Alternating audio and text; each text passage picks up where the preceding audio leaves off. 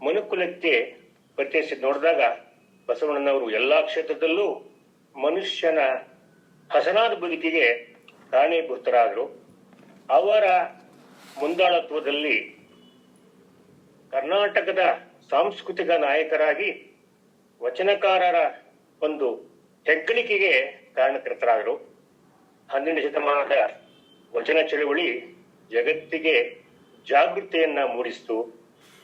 ಅವರ ಹೇಳಿಕೆಯಲ್ಲಿ ಗಮನಿಸಿದಾಗ ಪ್ರತ್ಯೇಕತೆನೇ ಬರೋದಿಲ್ಲ.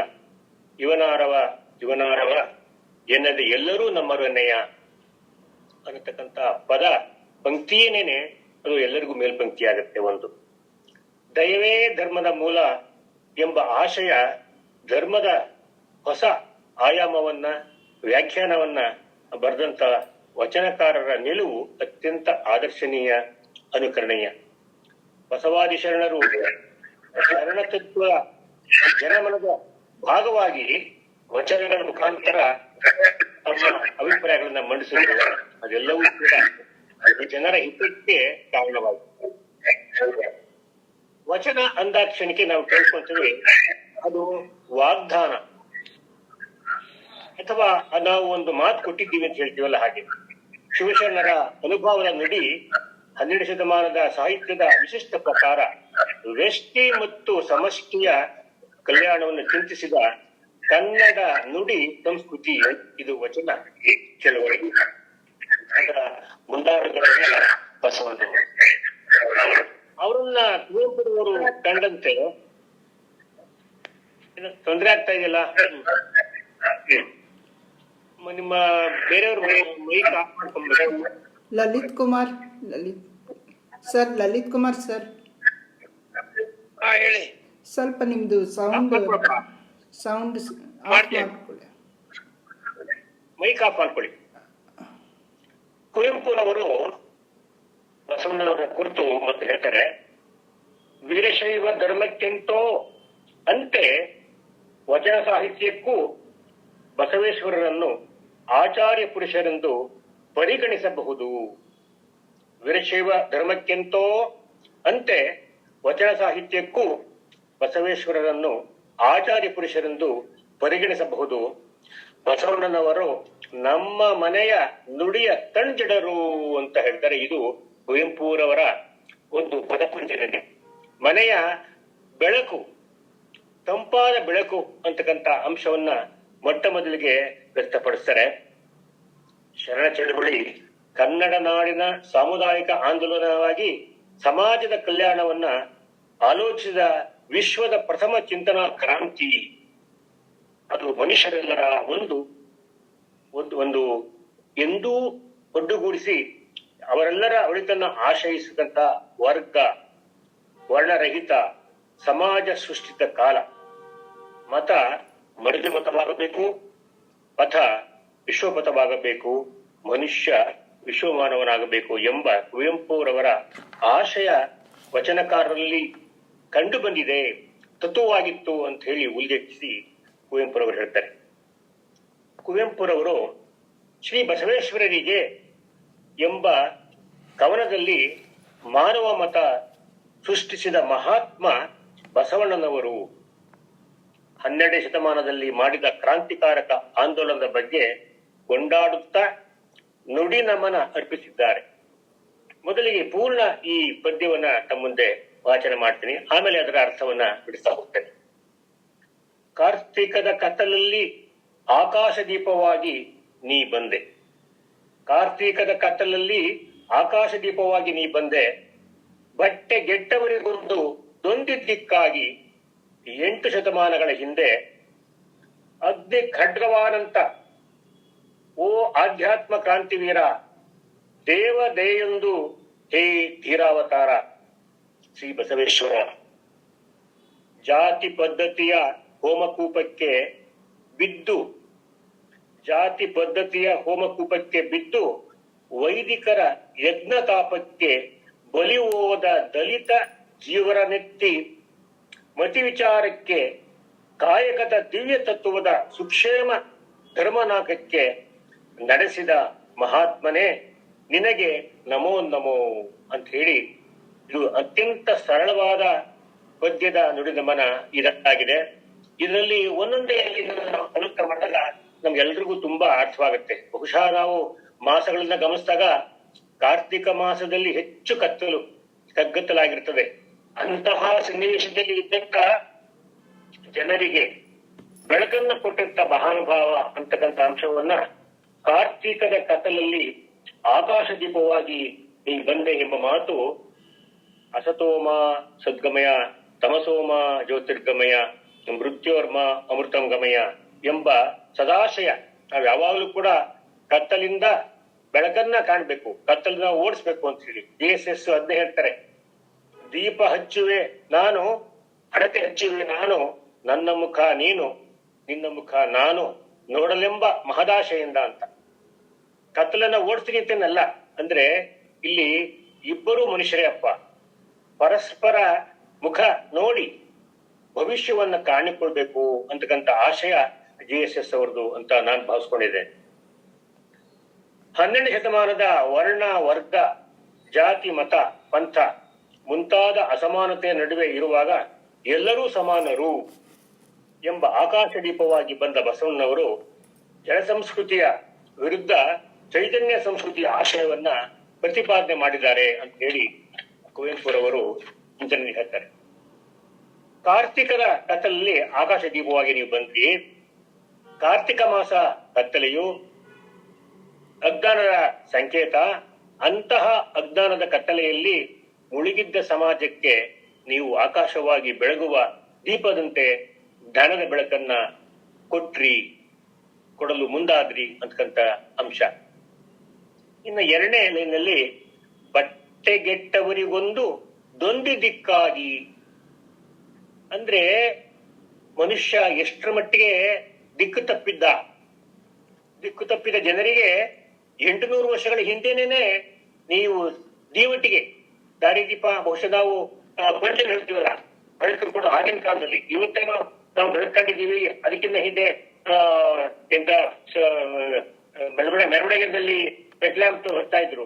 ಆದ್ರೆ ದೊಂದಿ ದೀಪವಾಗಿ ಸರಿಯಾದ ಮಾರ್ಗ ತೋರಿಸ್ಕೊಟ್ಟಿದ್ದೀರಿ ಅಣ್ಣನವರೇ ಅಂತ ಹೇಳಿ ಆ ಚಿಂತನೆಯನ್ನ ಹೇಳ್ತಾರೆ. ಮುಂದಿನ ಸಾಲಿನಲ್ಲಿ ಅಗ್ನಿ ಖಡ್ಗವಾನಂತ ಓ ಆಧ್ಯಾತ್ಮ ಕ್ರಾಂತಿವೀರ, ಇದು ಎಷ್ಟು ವಿಶೇಷವಾಗಿದೆ ನೋಡಿ. ನೀವು ಬರೀ ಶಾಂತಿಯ ದೂತರಲ್ಲ, ಆಧ್ಯಾತ್ಮದ ಮೂಲಕ ಸಮಾಜದ ಕೆಡುಕುಗಳನ್ನ, ತೊಂದರೆಗಳನ್ನ, ಅನ್ಯಾಯಗಳನ್ನ ಸುಡಲು ಅಗ್ನಿಯಂತಹ ಹರಿತವಾದ ವಿಚಾರಗಳನ್ನ ಹಿಡಿದು ಬಂದ ನೀವು ಕ್ರಾಂತಿವೀರರು ಅಂತ ಹೇಳ್ತಾರೆ ನೋಡಿ. ಸಮಾಜದ ಕೆಡುಕುಗಳು ಏನಿದ್ವು ಅವನ್ನೆಲ್ಲ ನಿವಾರಿಸಲು ನೀವು ಖಡ್ಗ ರೂಪದಲ್ಲಿ ಬಂದ್ರಿ ಅಂತ. ದೇವತೆಯೊಂದೇ ಹೇ ಧೀರಾವತಾರ ಶ್ರೀ ಬಸವೇಶ್ವರ ಅಂತ ಹೇಳ್ತಾರೆ. ದೇವರ ದಯೆಯೇ ಮನುಷ್ಯ ರೂಪ ತಾಳಿ ಬಂದಂತೆ ಕಾಣುವ ಧೈರ್ಯವಂತ ನೀವು, ಅವತಾರ ಪುರುಷರು ನೀವು. ಓ ಬಸವಣ್ಣನವರೇ, ನಿಮಗೆ ನಮೋ ನಮಃ ಅಂತ ಹೇಳಿ ಕುವೆಂಪುರವರು ಉಚ್ಚಾರಣೆ ಮಾಡ್ತಾರೆ. ಮತ್ತೆ ಒಂದು ಲೈನಲ್ಲಿ ಎಷ್ಟು ಕಾಠಿಣ್ಯ ಸನ್ನಿವೇಶ ನೋಡ್ರಿ. ಜಾತಿ ಪದ್ಧತಿಯ ಹೋಮಕೂಪಕ್ಕೆ ಬಿದ್ದು ವೈದಿಕರ ಯಜ್ಞ ತಾಪಕ್ಕೆ ಬಲಿಯಾದ ದಲಿತ ಜೀವರನ್ನೆತ್ತಿ ಮತಿ ವಿಚಾರಕ್ಕೆ, ನೋಡಿ ಎಷ್ಟು ಹೀನವಾಗಿತ್ತು ಆ ಸನ್ನಿವೇಶದಲ್ಲಿ ಅಂತ ಹೇಳಿ. ಯಜ್ಞತಾಪಕ್ಕೆ ಬಲಿಯಾದ ದಲಿತ ಜೀವರನ್ನೆತ್ತಿ ಮತಿ ವಿಚಾರಕ್ಕೆ ಜಾತಿ ಪದ್ಧತಿ ಎಂಬ ಕೆಂಡದ ಕುಂಡಕ್ಕೆ ಸಿಲುಕಿ. ನಾವು ಗಮನಿಸ್ತೀವಿ, ಈ ಕೆಂಡ ಹಾರೋದು ಅಂತ ದೇವಾಲಯದಲ್ಲಿ ಹೇಳ್ತಿರ್ತಾರೆ. ಅವ್ರು ಫಾಸ್ಟ್ ಆಗಿ ಹೋಗೋದ್ರಿಂದ ಏನೂ ಅವ್ರಿಗೆ ಅಪಾಯ ಆಗೋದಿಲ್ಲ. ಆದ್ರೆ ಕೆಂಡದಲ್ಲಿ ಬಿದ್ದು ನರಳ್ತಾ ಇದ್ದಂತ ಜನಗಳಿಗೆ ಇಷ್ಟು ಕಷ್ಟ ಆಗ್ತಿದ್ದು. ಅವೈಜ್ಞಾನಿಕ, ಒಪ್ಪಲಾಗದ ಸಾಂಪ್ರದಾಯಿಕ ನೀತಿಗಳನ್ನ, ಕಠಿಣವಾದಂತ ನಿಯಮಗಳನ್ನ ಆಚರಣೆ ಮಾಡ್ತಾ ಇದ್ದ ಸನ್ನಿವೇಶದಲ್ಲಿ ನಾವೆಲ್ಲ ಬಲಿಯಾಗ್ತಾ ಇದ್ವಿ. ಶೋಷಿತರನ್ನ, ದಲಿತರನ್ನ ಮೇಲೆತ್ತಿ ಅವರಿಗೆ ಮೌಢ್ಯವನ್ನ ಬಿಡಿ, ಮೂಢನಂಬಿಕೆ ಬಿಡಿ, ಬುದ್ಧಿವಂತಿಕೆಯಿಂದ ಮಾಡಿ ಅಂತಕ್ಕಂಥ ಒಂದು ಹೆಗ್ಗಳಿಕೆ ಕೊಟ್ಟಂತದ್ದು ಬಸವಣ್ಣನವರು ಅಂತಕ್ಕಂಥ ಅಂಶ 2ನೇದಲ್ಲಿ. ಕಾಯಕದ ದಿವ್ಯ ತತ್ವದ ಸುಕ್ಷೇಮ ಧರ್ಮ ನೌಕಕ್ಕೆ ನಡೆಸಿದ ಮಹಾತ್ಮನೇ ನಿನಗೆ ನಮೋ ನಮಃ. ನೋಡಿ, ಶ್ರಮಯೇವ ಜಯತೆ, ಶ್ರಮ ಮಾಡ್ಬೇಕು, ದುಡಿಬೇಕು, ಊಟ ಮಾಡ್ಬೇಕು, ಇದು ನೀತಿ. ಯಾವುದೇ ಅಪಚಾರದಿಂದ ಅಥವಾ ಅವಹೇಳನದಿಂದ ಸಂಗ್ರಹ ಮಾಡಿದಂಥದ್ದು ಯೋಗ್ಯವಲ್ಲ, ಊಟಕ್ಕೆ ಯೋಗ್ಯವಲ್ಲ ಅಂತಕ್ಕಂಥ ಅಂಶ. ಅದಕ್ಕೆ ಕಾಯಕ ನಿಷ್ಠೆ, ಕಾಯಕ ತತ್ವ, ಕಾಯಕವೇ ಕೈಲಾಸ ಎಂಬ ನುಡಿಯೊಂದಿಗೆ ನೀವು ನಮಗೆ ಹೊಸ ಧರ್ಮವನ್ನು ಕಲಿಸ್ಕೊಟ್ರಿ ಅಂತ ಹೇಳಿ. ಕಾಯಕವೇ ಕೈಲಾಸ ಎಂಬ ಪವಿತ್ರ ತತ್ವದ ಮೂಲಕ ಎಲ್ಲರಿಗೂ ಸುಖ ನೀಡುವ ಧರ್ಮವೆಂಬ ದೋಣಿಯಲ್ಲಿ ಜನರನ್ನ ಮುನ್ನಡೆಸಿದ ಮಹಾತ್ಮನೇ ನಿಮಗೆ ನಮ್ಮ ನಮನಗಳು ಅಂತಕ್ಕಂಥ ಅಂಶ ಹೇಳ್ತಾರೆ. ಇನ್ನು ಮುಂದೆ ಇನ್ನೊಂದು ಬಹಳ ವಿಶೇಷವಾದನ್ನ ಭಾಗದಲ್ಲಿ ಹೇಳ್ತಾರೆ. ಇಂದಿಗೂ ನಾವು ನಿನ್ನೆತ್ತರಕ್ಕೆ ಏಳಲಾರದೆ, ಇಂದಿಗೂ ನಾವು ನಿನ್ನೆತ್ತರಕ್ಕೆ ಏಳಲಾರದೆ ಅಯ್ಯೋ ಮತದ ಉಸುಬಿಗೆ ಸಿಲುಕಿ ತತ್ತರಿಸಿದಿವಯ್ಯ. ನೋಡಿ, ಮತದ ಏನು ಉಸುಬು ಅಂತ ಅಂದ್ರೆ ನಾವು ಕೆಸರು ಅಂತ ಅರ್ಥ, ಮಣ್ಣು ಮರಳು, ಅದೊಳಗೆ ಸೀಲ್ತಾಗ ನಾವು ಯಶಕಾರದ ಸಂಸ್ಥೆವೆ ಆನೆ ಅಂತದೇನೆ ಕೆಸರಿಗೆ ಬಿದ್ದಾಗ ಮೇಲ್ ಬರ್ಲಿಕ್ಕೆ ಕಷ್ಟ. ಅಂಥದ್ರಲ್ಲಿ ನಾವು ಈ ಮತವೆಂಬ ಉಸುಬಿಗೆ ಸಿಲುಕಿ ತತ್ತರಿಸಿದಿವಯ್ಯ. ಬಾರಯ್ಯ ಬಾ, ಕೈ ಹಿಡಿದೆತ್ತಿ ಬದುಕಿಸು ನಮ್ಮ ನೆನೆದು. ಕೈ ಹಿಡಿದು ನಡೆಸುವೆ ಅಂತ ಹೇಳಿ ನಾವು BMC ಪದ್ಯ ನೆನೆಸ್ಕೊಬಹುದು. ನಾವು ಕರುಣಾಳ ಬೆಳಕೆ ಇದೆಯಲ್ಲ, ಅದರಲ್ಲಿ ನನ್ನನ್ನು ಕೈ ಹಿಡಿದು ನಡೆಸು ಅಂತ ಹೇಳಿ ಪ್ರಾರ್ಥನೆ ಮಾಡತಕ್ಕಂತ BMC ಪದ್ಯದಲ್ಲಿ ಇಲ್ಲಿ ನಾವು ಗಮನಿಸಿದಾಗ ಬಾರಯ್ಯ ಬಾ, ಕೈ ಹಿಡಿದೆತ್ತಿ ಬದುಕಿಸು ನಮ್ಮ ನೆಳೆದು, ವರ್ಣಾಶ್ರಮದ ಹೆಸರ ಒಲಗೆಸರ ವಂಚನೆಯ ಕುಂಡದಿಂದ. ನೋಡಿ, ಎಷ್ಟು ಆ ವಂಚನೆ ಅಂತಕ್ಕಂಥ ಕುಂಡದಲ್ಲಿ ನಾವು ಬೆಂದು ಹೋಗ್ತಾ ಇದ್ದೀವಿ ಅಂತ. ಭಕ್ತಿ ಗಂಗೆಯ ನೆರೆದು, ನೋಡಿ ಎಷ್ಟು ಭಕ್ತಿ ಭಾವದಲ್ಲಿ ಗಂಗೆಯ ನೆರೆದು ನಮ್ಮ ಊರ್ಜಿತ ಮಾಡ್ಬೇಕು, ಬೆಳಕು ಕೊಡಬೇಕು ಅಂತ. ಭಾಗವತ ಶಕ್ತಿಯಂ ಕರೆದು ಮತ ಮೌಢ್ಯದ ಜ್ಞಾನ ಪಂಕವನ ತೊಳೆದು. ಈ ಮತ ಮೌಢ್ಯದಲ್ಲಿ ಏನ ಸಿಲುಕೊಂಡಿದ್ದೀವಿ ಆ ಮೌಢ್ಯತೆಯನ್ನ ತೊಳೆದಾಕ್ಬೇಕು. ಶುಚಿಗೊಳಿಸು ವಿಜ್ಞಾನ ವೇದಾಂತ ತೀರ್ಥದಿಂದ. ನೋಡಿ, ವೈಚಾರಿಕ ಚಿಂತನೆ ಇಲ್ಲೇ ಶುರುವಾಯಿತು ಕುವೆಂಪುರವರ ಹೇಳಿಕೆಯಲ್ಲಿ. ಹಾಗಾಗಿ ಮತ ಮೌಢ್ಯದ ಜ್ಞಾನ ಪಂಕವನ್ನು ತೊಳೆದು ಶುಚಿಗೊಳಿಸು ವಿಜ್ಞಾನ ವೇದಾಂತ ತೀರ್ಥದಿಂದ ಅಂತಕ್ಕಂಥ ಅಂಶವನ್ನ ಹೇಳುವ ಮುಖಾಂತರವಾಗಿ ಬಸವಣ್ಣನವರ ಸೂಕ್ತಿ ತತ್ವ ವಚನಕಾರರ ಆಶಯ ಈ ಕುವೆಂಪುರವರ ಹೇಳಿಕೆಯಲ್ಲಿ, ಅವರ ನುಡಿಯಲ್ಲಿ, ಆ ಗೌರವದಲ್ಲಿ ಕಂಡು ಬರುತ್ತೆ. ಅದು ಒಡಲು ಹೊಟ್ಟೆ ಒರೆಯೋದು, ಹೊರಲು ಸಹಾಯಕವಾಗುತ್ತೆ. ಒಳಗಿನ ಆತ್ಮದ ತೇಜವನ್ನು ಬೆಳಗ್ತಾ ಇತ್ತು. ಅವರು ಆ ಅನುಭವಕ್ಕೆ ಉಸಿರ ತುಂಬಿ ವಚನವನ್ನಾಗಿಸಿದ್ರು. ಅದರ ಮುಖೇನ ತಮ್ಮ ಮಾನಸಿಕ ವಿಕಾಸವನ್ನ ಕಂಡುಕೊಂಡ್ರು. ಅದು ಈ ನೆಲದ ಭಾಷೆ ಮತ್ತು ಸಂಸ್ಕೃತಿ ಒಂದಾದ ಬೆರಗು. ಇದು ಒಂದು ಭಾಗ. ಇನ್ನ ತಳ ಸಮುದಾಯದ ಶರಣರು ತಮ್ಮ ಕುಶಲ ಕರ್ಮದಲ್ಲಿ ತಮ್ಮ ಜೀವನ ನಿರ್ವಹಣೆಗಾಗಿ ಉದ್ಯೋಗದ ಕಲೆಯನ್ನ ಪ್ರಕಟಣೆ ಮಾಡ್ತಾ ಇದ್ರು. ಅದು ಅವರ ಅಂತರ್ಯದ ಬೆಳಗು. ನೇಯುವ ಕಂಬಳಿ, ಬಟ್ಟೆ, ಚಾಪೆ, ಹೆಣಿಗೆ, ಕ್ಷೌರ, ಕೆರೆ, ಕಾಲುವೆ, ಕೋಟೆಗಳನ್ನ ಕಟ್ಟುವುದರಲ್ಲಿ ನಿಪುಣರಾಗಿ ಅವರು ತಮ್ಮ ಸಾಕ್ಷಾತ್ಕಾರವನ್ನು ಕಂಡುಕೊಳ್ತಾ ಇದ್ರು. ತಮ್ಮ ಕ್ರಿಯಾಶೀಲ ಸೃಜನಶೀಲ ಫಲರೂಪಿಯಾದ ಸನ್ನಿವೇಶಕ್ಕೆ ಆತ್ಮತೃಪ್ತಿಯೊಳಗಾಗ್ತಾ ಇದ್ರು. ಮಹಾತ್ಮ ಗಾಂಧೀಜಿಯವರು ಕಂಟೆಂಟ್ಮೆಂಟ್ ಇಸ್ ಲೈಫ್, ಸಂತೃಪ್ತಿಯೇ ಜೀವನ, ಅದೇ ಬದುಕು ಅಂತ ಹೇಳ್ತಾ ಇದ್ರು. ಅದಕ್ಕೋಸ್ಕರವಾಗೇನೆ ಸಕಲ ಜೀವಾತ್ಮರಿಗೂ ಲೇಸನ್ನೇ ಬಯಸು, ನೀನು ಕೂಡ ಬದುಕು ಹಸನಾಗು ಅಂತಕ್ಕಂಥ ಅಣ್ಣ ಬಸವಣ್ಣನವರ ನುಡಿ ಇಲ್ಲಿ ವಿಶೇಷವಾದದ್ದು. ಅವರು ಶಿವನ ಭಕ್ತರಾಗಿದ್ರು. ಜಗದ ಊಳಿಗದಲ್ಲಿ ಒಂದಾಗುವುದೇ ಶಿವಪೂಜೆ. ನೋಡಿ, ಈ ಜಗತ್ತಲ್ಲಿ ಏನು ಎಲ್ಲರೂ ಒಂದಾಗುವುದು, ಊಳಿಗದಲ್ಲಿ ಒಂದಾಗುವುದೇ ಶಿವಪೂಜೆ. ಕಾಯಕ ತತ್ವವೇ ಶ್ರೇಷ್ಠ, ಅದೇ ಶಿವನ ಕಿಂಕರತ್ವ ಅಂತ ಹೇಳಿದ್ರು. ಶಿವಭಕ್ತನೇ ಶ್ರೇಷ್ಠ ಎಂಬ ಚಿಂತನೆ ಅವರದಾಗಿತ್ತು. ಇಲ್ಲಿ ಶರಣೆ ಆಯ್ದಕ್ಕಿ ಲಕ್ಕಮ್ಮನವರ ಚಿತ್ತ ಶುದ್ಧ ಕಾಯಕ ಫಲದ ಬಗ್ಗೆ ಈ ವಚನ ಹೇಳುತ್ತೆ. ಮನಶುದ್ಧವಿಲ್ಲದವಂಗೆ ದ್ರವ್ಯದ ಬಡತನವಲ್ಲದೆ, ಮನಶುದ್ಧವಿಲ್ಲದವಂಗೆ ದ್ರವ್ಯದ ಬಡತನವಲ್ಲದೆ, ಚಿತ್ತಶುದ್ಧದಲ್ಲಿ ಕಾಯಕ ಮಾಡುವ ಸದ್ಭಕ್ತಂಗೆ ಎತ್ತ ನೋಡಿದತ್ತ ಲಕ್ಷ್ಮಿ ತಾನಾಗಿಪ್ಪಳು. ನೋಡಿ, ಯಾರಿಗೆ ಆತ್ಮಶುದ್ಧಿ, ಅಂತರ ಆಂತರಿಕ, ಈ ಬಾಹ್ಯದಲ್ಲಿ ತೋರ್ಕೊಳ್ಳೋದೇ ಬೇರೆ, ಮನಸ್ಸಿನಲ್ಲಿ ಇರೋದೇ ಬೇರೆ. ಸೊ ಅತ್ಯಂತ ವಿಶೇಷವಾಗಿ ಅವನ ಮನದಲ್ಲಿರ್ತಕ್ಕಂಥ ಶುದ್ಧತೆಯಿಂದ ಕಾಯಕ ಮಾಡಿದಾಗ ಲಕ್ಷ್ಮಿ ಅವನಿಗೆ ಹೊಡಿತಾಳೆ, ಅವನಲ್ಲೇ ಇರ್ತಾಳೆ. ಆದ್ರೆ ಡಂಬಾಚಾರದ ಬದುಕಿನ ಇರ್ತಕ್ಕಂಥವರಿಗೆ ಖಂಡಿತವಾಗಿ ಲಭ್ಯವಾಗುವುದಿಲ್ಲ. ಸದ್ಭಕ್ತಂಗೆ ಎತ್ತ ನೋಡಿದಕ್ಕ ಲಕ್ಷ್ಮಿ ತಾನಾಗಿಪ್ಪಳು ಮಾರಯ್ಯ ಪ್ರಿಯ ಅಮಲೇಶ್ವರ ಲಿಂಗದ ಸೇವೆಯುಳ್ಳ ರಕ್ಕ ಅಂತ ಹೇಳಿ ನಮ್ಮ ಆಯ್ದಕ್ಕೆ ಲಕ್ಕಮ್ಮ ಈ ರೀತಿಯ ಚಿತ್ತ ಶುದ್ಧ ಕಾಯಕಕ್ಕೆ ಉಲ್ಲೇಖವನ್ನ ಹೇಳ್ತಾರೆ. ಇನ್ನು ಕುವೆಂಪುರವರು ತಮ್ಮ ಜಲಗಾರ ನಾಟಕದಲ್ಲಿ ಕಾಯಕ ತತ್ವ ಶ್ರೇಷ್ಠ ಕರ್ತವ್ಯ ನಿರತನಾಗಿರುವುದೇ ಶಿವಪೂಜೆ ಅಂತಕ್ಕಂಥ ಅಂಶವನ್ನ ಹೇಳ್ತಾರೆ. ಜಲಗಾರನಂತಹ ಕಾಯಕ ಜೀವಿಗಳನ್ನೇ ಶಿವ ಮೆಚ್ಚೋದು ಎಂದು ತಿಳಿಸ್ತಾರೆ. ಜಲಗಾರನೊಂದಿಗೆ ಶಿವನ ಸಂವಾದ ಹೇಗೆ ಅನ್ನತಕ್ಕಂಥದ್ದು ಶರಣರ ಮತ್ತು ಕುವೆಂಪುರವರ ಮನುಜ ಮತ ಅರಿವಿಗೆ ಬರುತ್ತೆ. ವಾರ ಸಂವಾದದಲ್ಲಿ ಶಿವ ಹೇಳ್ತಾನೆ, ನಾನಿನ್ನ ಜಾತಿ, ಮತ್ತೆ ಜಲಗಾರ ನೀನೆನ್ನ ಜಾತಿ, ಊರ ಜಲಗಾರ ನೀನು. ಶಿವ, ನಾನೊಬ್ಬ ಜಲಗಾರ, ಅಂಜದಿರು ಸೋದರನೇ.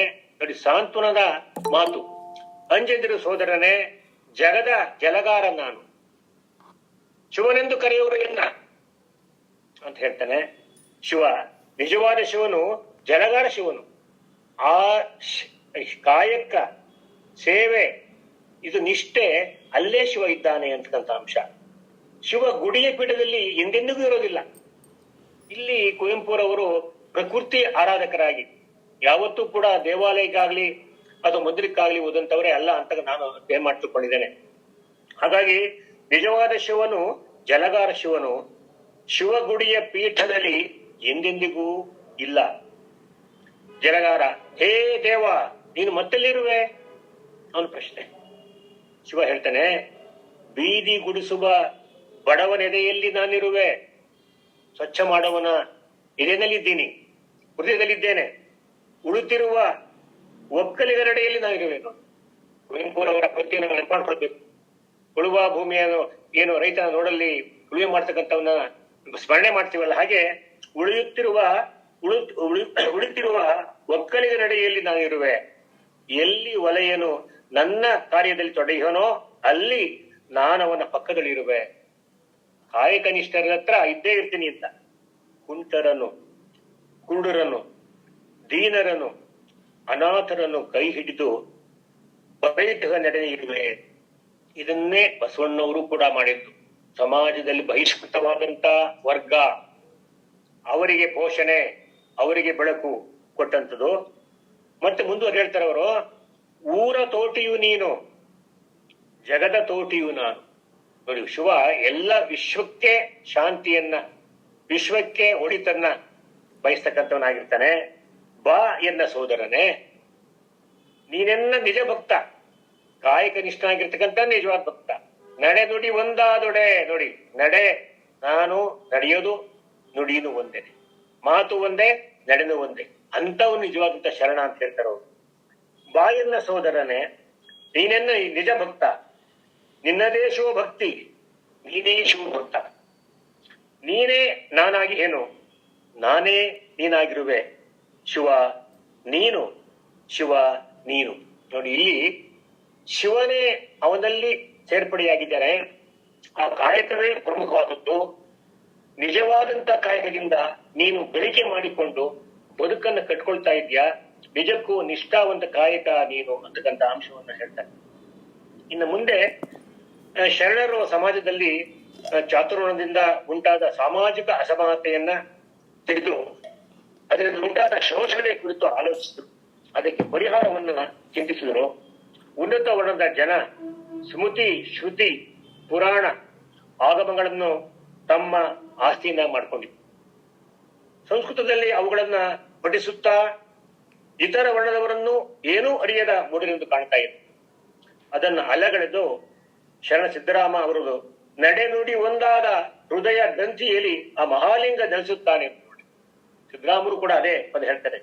ಅದಕ್ಕೆ ಬಸವಣ್ಣವರು ಅಸ್ಪೃಶ್ಯತೆಯ ನಿವಾರಣೆಗಾಗಿ ಕ್ರಿಯಾಶೀಲರಾಗಿ ನಡ್ಕೊಳ್ತಾರೆ.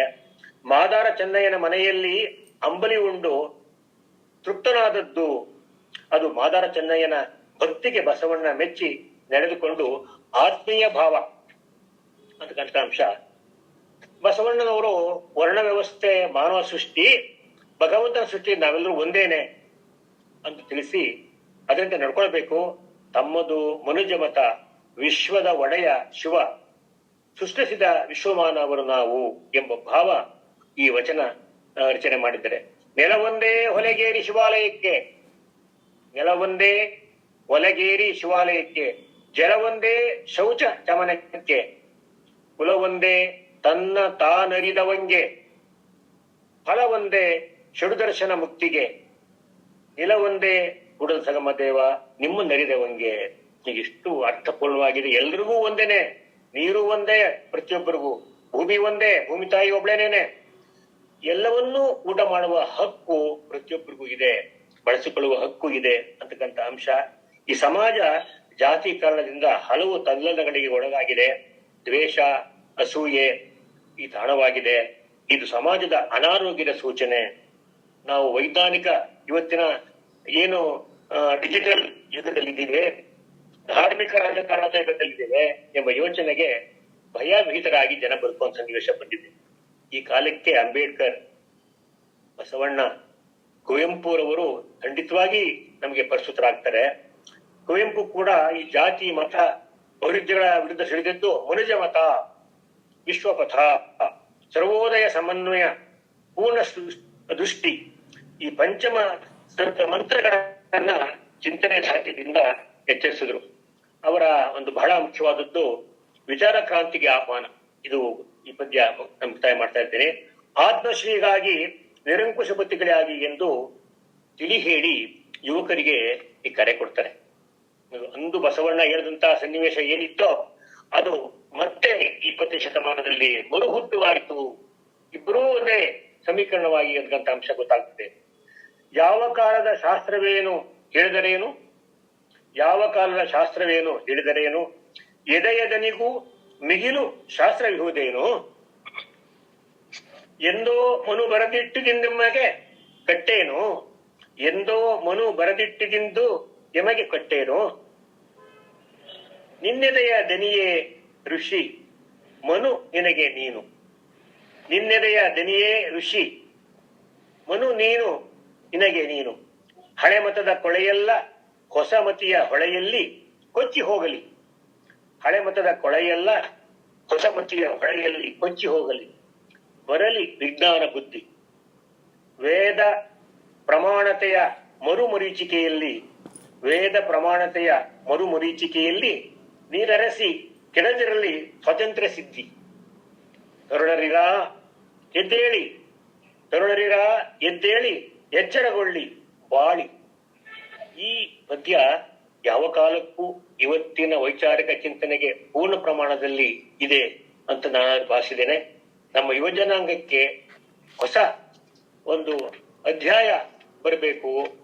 ಅದರ ಮುಖಾಂತರ ನಮ್ಮ ಕಟ್ಟುವೆವು ನಾವು ನಾಡೊಂದನ ಬೀಡೊಂದನ ಅಂತ ಅಡಿಗರ ಪದ್ಯವನ್ನು ನೋಡಿದಾಗ ನಾವು ಯುವ ಸಮಾಜ ಕಂಡುಕೊಳ್ಬೇಕಾದಂಥದ್ದು ಅಂದೂ ಬಸವಣ್ಣ, ನಂತರದಲ್ಲೂ ನಾವು ಕುವೆಂಪು ಅವರನ್ನ ಗಮನಿಸಿದಾಗ ಎಂದೆಂದಿಗೂ ಬಸವಣ್ಣ, ಅಂಬೇಡ್ಕರ್, ಕುವೆಂಪು ಮತ್ತೆ ಬುದ್ಧನೂ ಕೂಡ ನೆನೆಸ್ಕೊಬೇಕಾಗ್ತದೆ. ಅವರೆಲ್ಲರೂ ಕೂಡ ಇವತ್ತಿನ ಭಾರತಕ್ಕೆ ಅಲ್ಲದೆ ವಿಶ್ವಕ್ಕೆ ಅತ್ಯಂತ ಪ್ರಮುಖರಾಗ್ತಾರೆ ಅಂತಕ್ಕಂಥ ಅಂಶ ನಾನು ಈ ಸಂದರ್ಭದಲ್ಲಿ ಹೇಳಲಿಕ್ಕೆ ಇಷ್ಟಪಡ್ತೇನೆ. ಸಮಯ ಇದೆಯಾ ಸರ್? ಈಗ ನಿಮ್ದು ಮಾತಾಡ್ಬೇಕಾಗುತ್ತೇನೋ? ಅಲ್ಲ, ನಿಮ್ದು